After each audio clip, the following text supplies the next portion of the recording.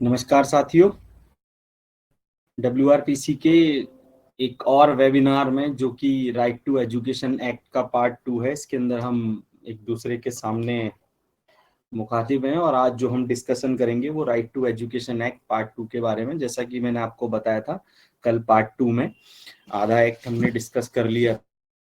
2009 के नाम से इसको जाना जाता है। जैसे इसका जो नाम है वो राइट टू एजुकेशन एक्ट है।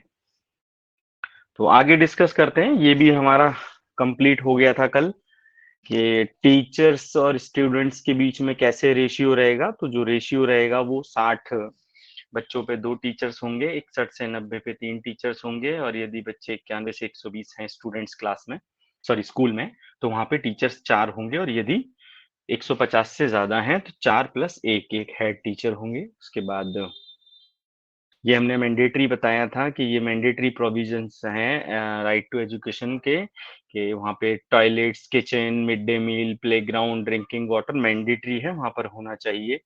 और as per the right to education policy act 1 to 5th class तक की जो क्लासेस होंगी उनको साल में 200 घंटे 800 घंटे पढ़ाना बहुत ज्यादा जरूरी है। मतलब उनकी स्कूलिंग जो है वो 800 घंटे की रहेगी।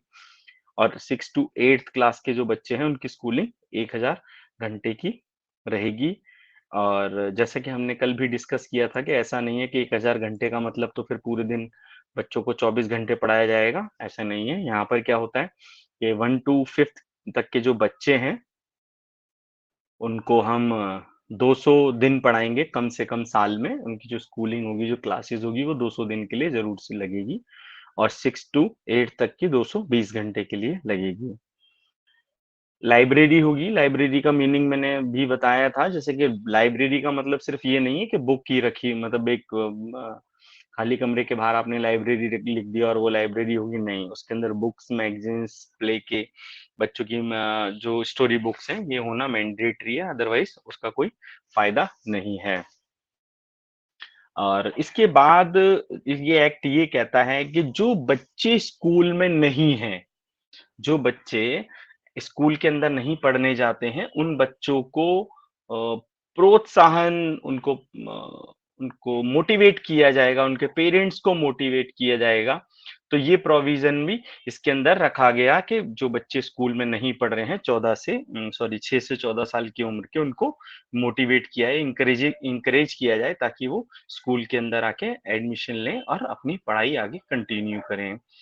और to provide the appointed the teachers and qualification. देखो टीचर्स की भी क्वालिफिकेशन के अकॉर्डिंग उनको एडमिट, जो उनको नौकरी दी जाएगी तो उनकी क्वालिफिकेशन को भी मैटर किया जाएगा। ऐसा नहीं है कोई भी किसी को भी, जैसे पब्लिक स्कूलों में जनरली होता है, कोई भी बुलाया, हाँ जी भाई तुम पढ़ाने लग जाओ, हमारे रिश्तेदारों को नहीं दे देंगे, वो देंगे नहीं। तो एक स्टैंडर्ड है क्वालिफिकेशन का भी कि कौन से कितने क्वालिफाइड टीचर्स होंगे जो उनको पढ़ाएंगे, जो इस एक्ट के अंदर हम डिस्कस करेंगे।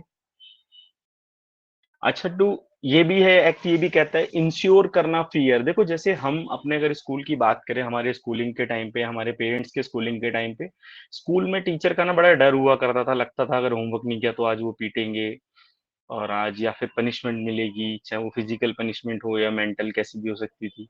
कभी हैंड रेस करा दिए, पूरे दिन क्लास के बाहर खड़ा कर दिया, बहुत कुछ होता था।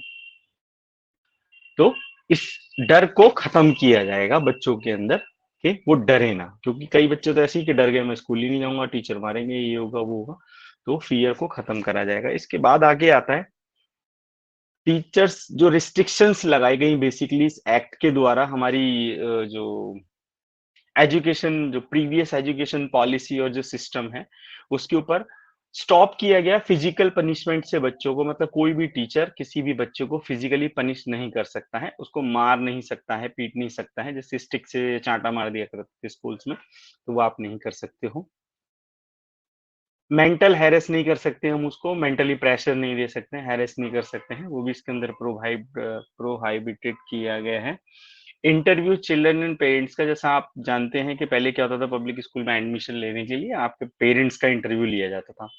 पढ़ाना बच्चों को है, इंटरव्यू पेरेंट्स का, तो उसको भी बंद कर दिया गया। अब जो इंटरव्यू है वो ना पेरेंट्स को होगा ना बच्चों का, इवन बच्चों का भी नहीं होगा। क्योंकि स्कूल तो फिर ये देखेगा ना अपने स्टैंडर्ड के हिसाब से या उनके अपने टर्म्स के हिसाब से, मैं इस बच्चे को दूंगा, इसको नहीं दूंगा, तो वो बात गलत हो जाएगी। अच्छा, कोई भी स्कूल का जो टीचर है वो प्राइवेट ट्यूशन नहीं दे सकता, चाहे वो गवर्नमेंट स्कूल का टीचर हो चाहे प्राइवेट स्कूल का टीचर हो, वो सिर्फ स्कूल में ही एजुकेशन देगा और किसी भी प्रकार की एजुकेशन के अंदर वो इन्वॉल्व नहीं हो सकता स्कूल प्रीमाइस को छोड़ के। अब ऐसा नहीं है कि स्कूल के अंदर 3 बजे स्कूल खत्म हो गया जी, हम तो 4 बजे ट्यूशन वाले स्कूल वाले ट्यूशन दे रहे, नहीं।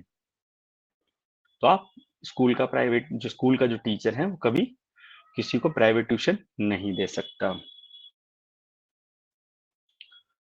अच्छा, जो इसके अंदर ये भी प्रावधान रखा गया कि जो स्कूल हैं जो रिकॉग्नाइज नहीं है, मतलब नॉर्मल स्कूल खोल दिए लोगों ने, इनके पास जमीन पड़ी है, थोड़ा पैसा पड़ा है, बच्चों को पढ़ाने लग गए, तो ऐसा नहीं, रिकॉग्नाइज स्कूल ही सिर्फ चलेंगे इस एक्ट के लागू होने के बाद।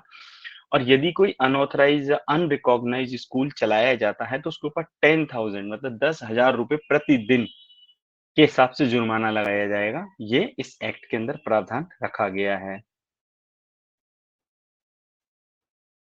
और देखो, कोई भी एक्स्ट्रा फीस नहीं ली जाएगी बच्चों से। जैसे कई बार होता है ना, स्कूल फंड, ये फंड, वो फंड, फलाना ढिंग, मतलब बहुत सारी चीजें होती थी। अब मैं, क्योंकि जैसा हमने सुनने में आया है कि स्कूल के अंदर बहुत सारे फंड्स लिए जाते थे, तो वो नहीं लिए जाएंगे, सिर्फ एजुकेशन फीस ही ली जाएगी। ये इस एक्ट के द्वारा कहा गया है कि कोई एक्स्ट्रा फीस नहीं ले सकता कोई भी स्कूल।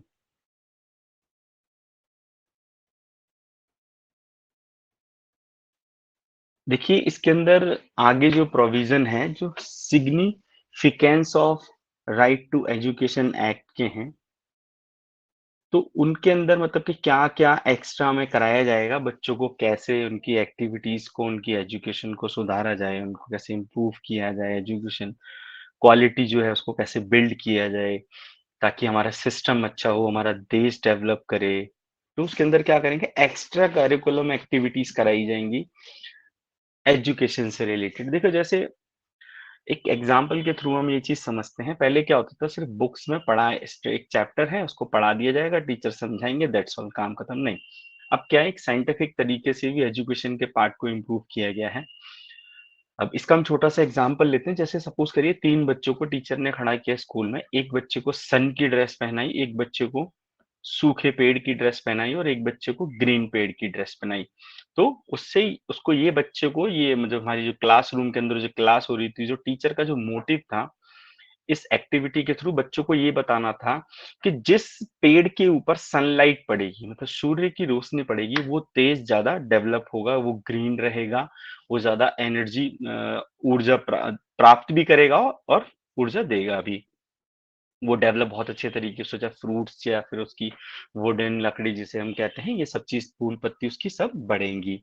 और जिस पेड़ के ऊपर सनलाइट नहीं है वो नहीं बढ़ेगी। तो इस तरह की एक्टिविटीज, क्ले का इस्तेमाल करके कुछ बनाना या फिर पेपर का इस्तेमाल करके कुछ बनाना, ये सब एक्टिविटीज का पार्ट है। तो इसके थ्रू भी टीचर्स जो है बच्चों को एजुकेट करेंगे और इसको लेके आएंगे।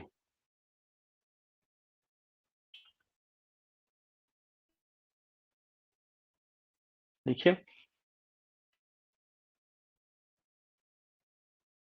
इसमें ये पॉलिसी के अंदर ये भी कहा गया कि कोई भी बच्चा 8th क्लास तक का कभी फेल नहीं किया जाएगा। ये भी इस पॉलिसी का था कि उसको प्रमोट किया ही जाएगा आगे के लिए। कि पहले क्या होता था कि एग्जाम हुए 6th क्लास में, 5th क्लास में बच्चे ने पास कर लिया, ठीक है, नहीं तो फेल, चलो भाई आप दोबारा पढ़ो। तो 8th क्लास तक किसी भी बच्चे को फेल नहीं किया जाएगा। ये हमारी एजुकेशन पॉलिसी का पार्ट है जो कि 2009 में लागू की गई। अच्छा, इस पॉलिसी के अंदर ये भी रखा गया ताकि देखो, जो छुआछूत और इन सब चीजों को छोड़कर कॉन्स्टिट्यूशन को ध्यान में रखते हुए पार्लियामेंट ने इस एक्ट के अंदर ये भी लेके आए कि किसी भी बच्चे को पढ़ाने के लिए पर्टिकुलर प्लेस होगा। उसको ऐसा नहीं होगा कि कुछ बच्चों को स्कूल के बाहर पढ़ा रहे हैं, कुछ को स्कूल के अंदर। जैसे स्कूल का इन द सेंस क्लासरूम की बात कर रहे हैं हम यहाँ पे, कि 4 बच्चे नहीं आप दरवाजे के बाहर बैठ के पढ़ोगे, नहीं। तो जो एक बिल्डिंग स्ट्रक्चर होगा उसके अंदर ही बच्चों को पढ़ाया जाएगा, जहाँ पे प्रॉपर इंफ्रास्ट्रक्चर होगा, जैसे ब्लैक बोर्ड हो गया या व्हाइट बोर्ड हो गया या एक्स्ट्रा चेयर्स हो गई या फिर फैन हो गया अगर गर्मी है, तो ये सब चीजें, एक प्रॉपर इंफ्रास्ट्रक्चर होगा जहाँ पे बच्चे स्टडी करेंगे। अब देखिए हर एक चीज़ के कुछ फ़ायदे होते हैं और कुछ नुकसान होते हैं।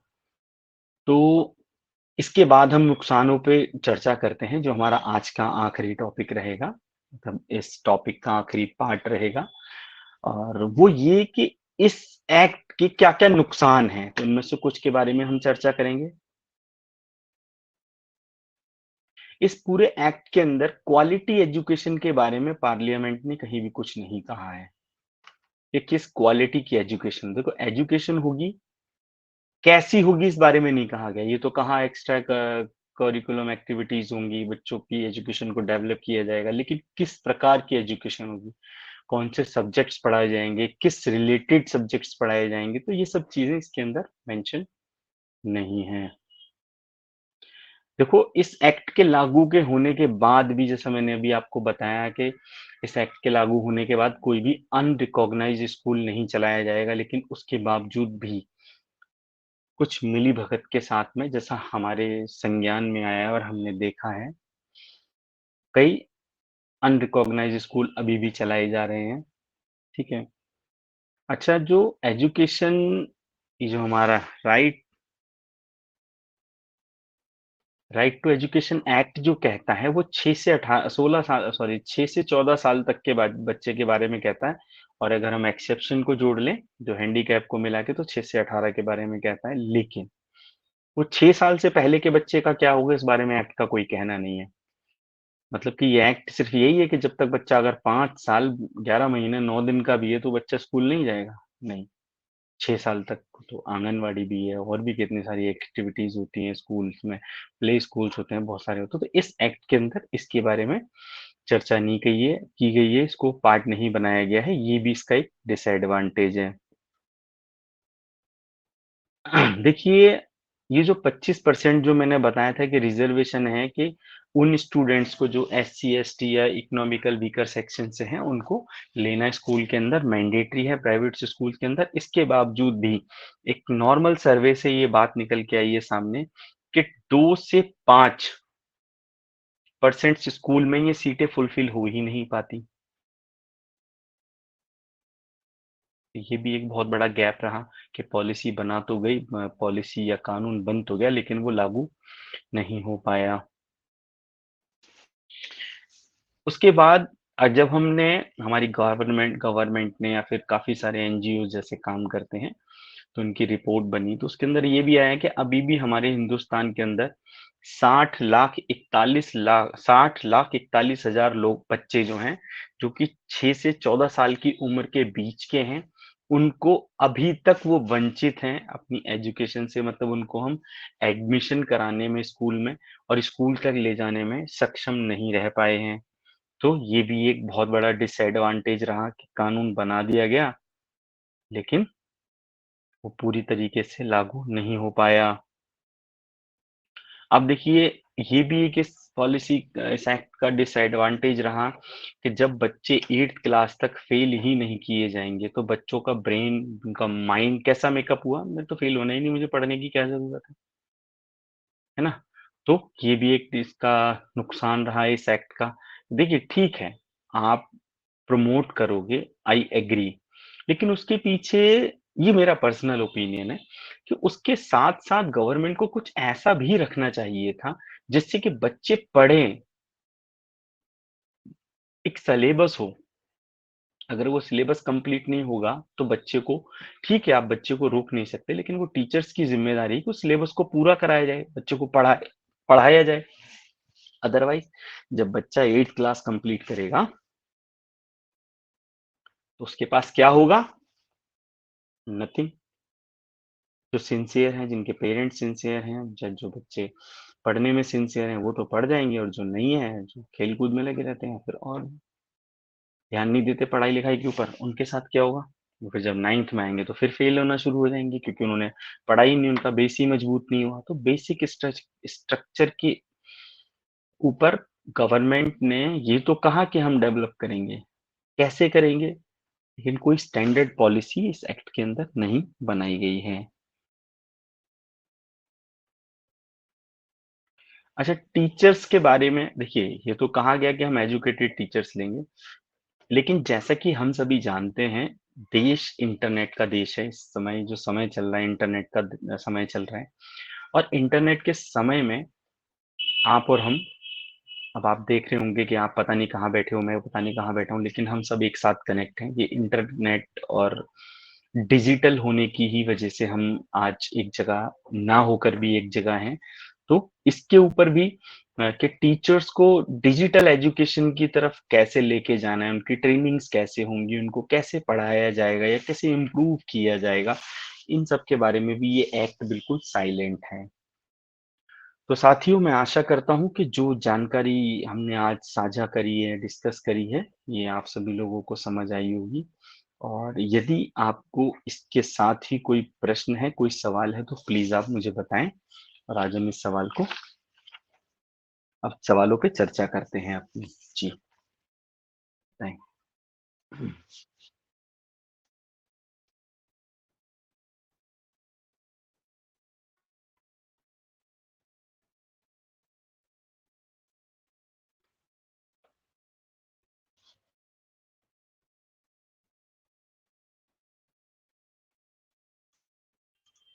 किसी के पास कोई सवाल नहीं है क्या आज? Good evening sir. Very good evening, बताएं। सर मैं कंचन बोल रही हूँ। क्या कहते हैं, जैसे कि मेरे हस्बैंड अभी छोड़ के गए हैं तो 2 महीने का ना किराया नहीं दे पा रही हूँ रूम का। तो ऐसा कुछ मतलब पड़ोसी के पास मेरी सास फोन करती है, और मतलब ऐसा कुछ है कि मतलब कि मकान मालिक ने कहा है कि हम खाली नहीं करवाएंगे, आपने रूम लिया है तो आप आके खाली करवाओ। मतलब वो मेरे सास ससुर, मतलब सास आएगी या फिर मेरे पति आएंगे तो रूम खाली करवाएंगे, मतलब मेरे से मतलब जबरदस्ती मेरा सामान सब बाहर करेंगे। देखो मैडम, मैं तो आपसे एक सिंपल, हाँ पहले आप अपनी बात पूरी करो, फिर हम डिस्कस करते हैं, बताएं। जी सर, तो सर अभी मतलब मैं समझ में नहीं आ रहा कि अगर ऐसा कुछ होता है तो मैं क्या करूं। मेरे को अभी मैं जॉब भी नहीं कर पा रही। मैं उनको मकान मालिक को कहा कि मेरे को थोड़ा टाइम दीजिए, मैं आपको किराया दे दूंगी। लेकिन बताएं दुकान आगे। सामने दुकान वाली भी कह रही थी कि आप जाना नहीं कहीं इधर उधर, क्योंकि ऐसा लग रहा है कि आपकी सास आएगी और आपका सारा सामान निकालेगी बाहर। देखो मैडम, दुनिया क्या कह रही है इस बारे में हम चर्चा नहीं करते हैं, लेकिन सोचने वाली बात ये है कि जब आप एक मकान के अंदर किराए पे रह रहे हैं और उसके मकान मालिक ने, चाहे वो आपको दिया है या आपकी सास को दिया है या आपके ससुर को, इन लॉज को दिया है, तो देखो मैडम, ये तो हमारी जिम्मेदारी है कि हमें उनको किराया पे करना चाहिए। ठीक है। जी अब सर। अब आप उनसे रिक्वेस्ट तो कर सकते हैं कि भाई मेरे पास अभी नहीं है। अगर वो अपनी मर्जी से थोड़ा टाइम दे दें आपको कि हाँ जी चलो 15 दिन बाद या 1 महीने बाद दे देना, लेकिन सोचने वाली बात ये है, मुझे आपकी पुरानी स्टोरी भी अभी याद आ रही है। तो सोचने वाली बात ये है कि जब आप आज ही काम नहीं कर रहे तो 15 दिन बाद या 1 महीने बाद कैसे पैसे दे दोगे? अच्छा, इसके साथ साथ आपको ये भी सोचना है कि आप यहाँ से गए तो कहाँ जाओगे, हम्म, है ना? हाँ सर। जी तो सर। देखो, ये तो उस मकान मालिक का अधिकार है ना कि वो अपनी प्रॉपर्टी अगर उसने किराए पे दी है तो उसको तो किराया मिलना चाहिए। जी सर। हाँ, तो कोई सॉल्यूशन ढूंढने की कोशिश करो कि आप किराया दे पाओ, आराम से रह पाओ। अगर आपको ऐसा लगता है कि इस मकान का किराया बहुत ज्यादा है तो कहीं छोटी जगह देखना। मेरी सलाह तो देखो ये रहेगी आपके लिए। जी अब सर। मैं आपके मकान मालिक अगर आपको मकान खाली करने के लिए नहीं कह रहे हैं तो फिर आप क्यों परेशान हो रहे हो? सर वो मतलब पड़ोसी को कहते हैं कि मैं ताला लगा दूंगी, ताला तोड़ के मैं ताला लगा देखो दूंगी जब मैडम, मैं नहीं बात रहूंगी। तो सही है ना, वो गलत थोड़ी कह रहे हैं वो। अगर आप सोचो उनकी जगह आप मकान मालिक होते तो हम क्या करते? हम्म? जी सर। देखो, हम रहे तो किराए पे ही रहे हैं ना। तो मैं आपसे यही कहूंगा, अगर आपके पड़ोसी ने आपको ऐसा बोला तो अपने मकान मालिक से रिक्वेस्ट करो कि देखो ये थोड़ी परेशानी चल रही है, हमारी अंडरस्टैंडिंग सही नहीं है इन लॉज के साथ में, तो आप प्लीज मेरी हेल्प करो और मुझे बताओ मुझे क्या करना जी। है ना? क्योंकि देखो, मुझे, अगर आप नौकरी नहीं कर रहे हो, आपके पास कोई और सोर्स ऑफ इनकम है नहीं, तो आप ही बताओ कहाँ से लाएंगे पैसे? तो अगर अगले महीने 1 महीना और किराया बढ़ जाएगा, कितना किराया आपका सर 2000। है? तो 2,000 किराया तो खैर बहुत कम है, लेकिन आने वाले टाइम पे तो वो 4,000 हो जाएगा, फिर 6,000 हो जाएगा। जी सर। कहाँ पे रहते हैं आप? सर जैतपुर। जैतपुर में इतना कम किराया है? हाँ जी सर। और आप वहां जो गए थे साउथ ईस्ट के डीएलएसए में, आज गए थे फिर वहां पे? हाँ सर, वो मैं लेटर हेड का इंतजार कर रही हूँ, तभी मैं दे पाऊंगी ना, जमा मैडम कर से बात पाऊंगी। हो गई थी ना आपकी? हाँ जी सर, हो गई थी। मैम ने कहा कि आज मिल जाएगा आपको। हाँ वो दे देंगे, कोई बात नहीं, थोड़ा प्रोसेस है, इंटरनल प्रोसेस है, उसमें थोड़ा सा टाइम तो खैर लगता ही है, ठीक है ना? जी जी। हाँ तो आपका काम हो जाएगा, लेकिन मैं तो आपको देखो इस स्टेज पे यही कहूंगा कि आप जितना जल्दी से जल्दी हो सके ना मेंटेनेंस के लिए पिटीशन फाइल करें, क्योंकि कोर्टों में मेंटेनेंस भी बड़ी थोड़ा देखो चैलेंजिंग है। दिल्ली में इतने सारे लिटिगेशन है कि मेंटेनेंस बनने में भी थोड़ा सा टाइम लग जाता है। हम सोचे जी आज केस फाइल करेंगे कल मिल जाएगा, नहीं, बहुत मतलब काफी टाइम लग जाता है। और अभी तो आपके साथ प्रॉब्लम ये है कि आपको ये भी नहीं पता आपके हस्बैंड कहाँ रहते हैं, तो आप केस कैसे उन तक पहुंचाओगे कि भाई मैंने केस फाइल कर दिया है? सर, उनका ओखला में घर है, हम्म मतलब खुद का घर है, लेकिन वो हम्म। वहाँ रहते नहीं है। मतलब उन्होंने किराए पे लगा रखा है। तो मैडम फिर तो बहुत और बढ़िया तरीका है कंचन जी, आप ओखला में जाके कब्जा करो ना, वहां रहो, वहां आपकी शादी हुई है। अच्छा एक बात बताओ, आप क्यों किराए पे परेशान हो? फिर तो इसका मतलब ये है कि उन्होंने एक स्ट्रेटेजी प्लान की कि आपके साथ बाहर रहेंगे किराए पे और आपको छोड़ के चले जाएंगे। आप तो वहां जाके धरना दे दो। अच्छा। आप उस घर में जाओ, किराएदारों को बोलो भैया किराया मकान खाली करो, मुझे यहाँ रहना है, ठीक है ना? और नहीं रहता तो गली में छज्जे पे जहां आपको लगे वहां अपना सामान डालो, किराए में मकान मालिक से किराएदार से किराया खाली करवाओ, एक कमरे में रहो वहां, एक कमरे में या पूरे घर में जो आपको ठीक लगे वहां रहो जाके। क्या वो उसकी दूसरी वाइफ अच्छा वहीं पे रहती है?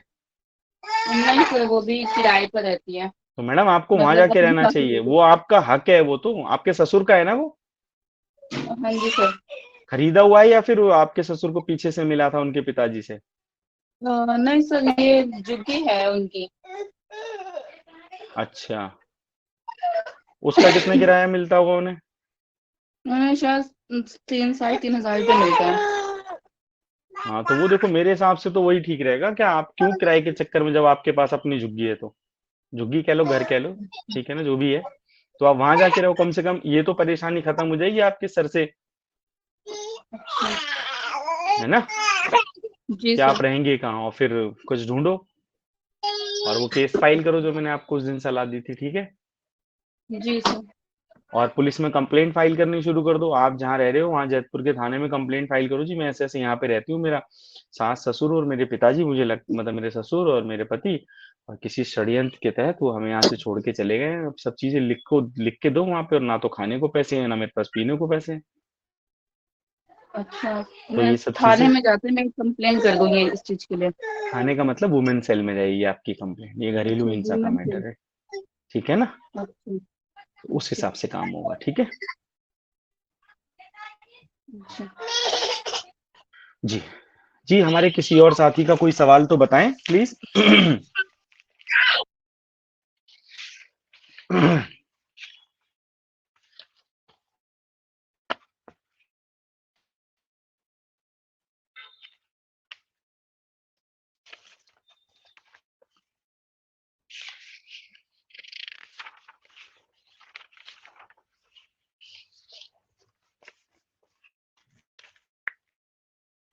चलिए साथियों, क्योंकि अब हमारा समय भी खत्म होने वाला है, तो आज हम इस वेबिनार को यहीं पे स्टॉप करते हैं। आप सभी का बहुत बहुत धन्यवाद। कल एक और नए टॉपिक के साथ हमारी और आपकी मुलाकात होगी इसी प्लेटफॉर्म पे और इसी समय पे। आप सभी का बहुत बहुत धन्यवाद। Good night, take care, thank you sir. Welcome.